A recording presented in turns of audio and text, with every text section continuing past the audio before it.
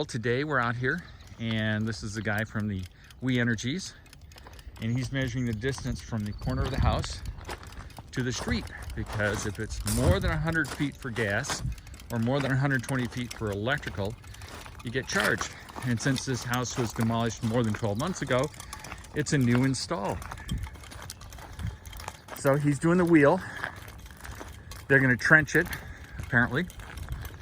Now, I'm going to go with underground. Gas won't be an issue because gas is actually down there, but electrical is on that pole. So I get charged, I think it's 12 bucks a foot for tunneling underneath the street, and then the trenching, I think, is part of the package. Trenching goes all the way over there. So kind of cool. He's doing the measurements now. And what is the distance from the house to the street?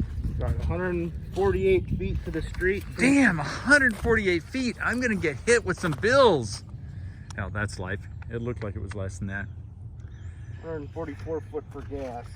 144 foot for gas. All right.